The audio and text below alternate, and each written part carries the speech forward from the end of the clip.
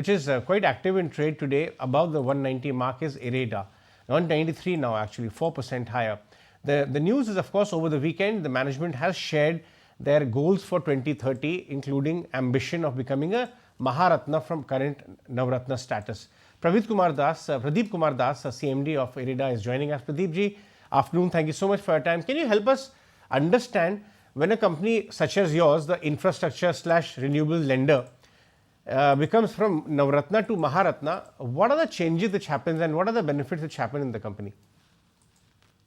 Yeah, this is, thank you very much. And this is the ultimate benchmark for any public sector to achieve in Government of India space.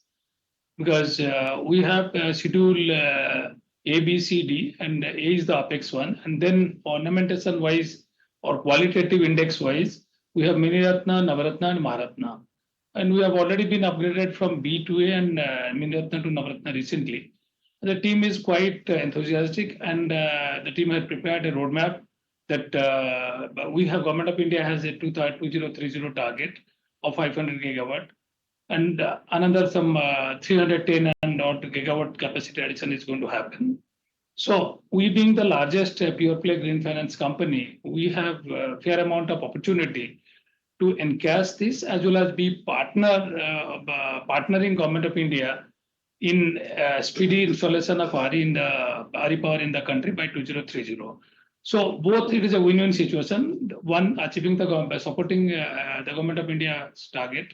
Second, in the process, achieving a roadmap setting a roadmap to achieve that Maharatna. Maharatna will enable further autonomy. Navaratna has already enabled a certain autonomy.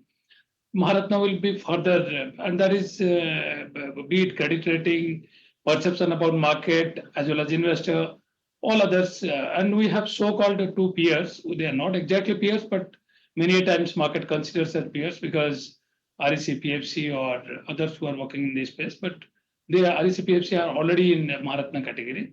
So that will enable us for further improvising our ability to borrow from the market for the cheaper rate, and perception about our ability and competency to support larger loan amount.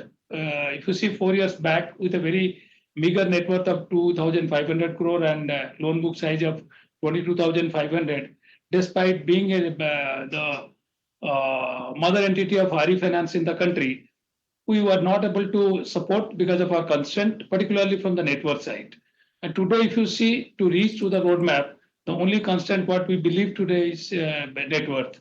So we had Government of India equity infusion of 1,500 crore in 2022, and then 2023 we brought in IPO, and we have very, very encouraging response from the market for that. And further equity infusion, periodically we may have to have in order to strengthen the net worth, so that we can reach to this roadmap of Maharatna. Right. Right. You told us last time around that probably an FPO is also there in the offing. So you're saying that it helps bring down the cost of capital. How much scope do you see, cost of capital reduction scope at your company? And also, you've given very ambitious targets for annual disbursement and loan book by the end of 2030. When we looked at 83,500 crore loan book becomes 3.5 lakh crore loan book by 2030 is what your team has shared. That is a growth of upward of 35% kind of. Do you think this is a fair assessment, or you can grow faster? So see, there are two things. One is demand side. If you see the capacity addition, what was happening, Government of India's bidding or capacity addition was happening in the range of 13 to 15 gigawatt. But last year already 40 gigawatt has already been awarded. So, and MNRE has already announced that on an average 50 gigawatt they are going to go for bidding annually.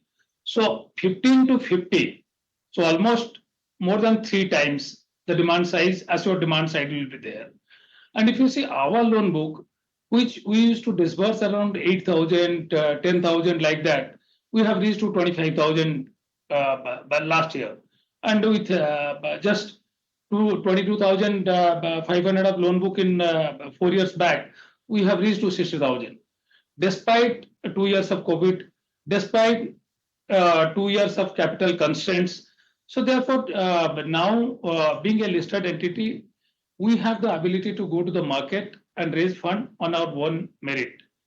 And that will be perfectly in line with Government of India's policy of disinvestment, that government is no more going to infuse further equity into it. That is what our assumption is as of now. And then we prepared this roadmap.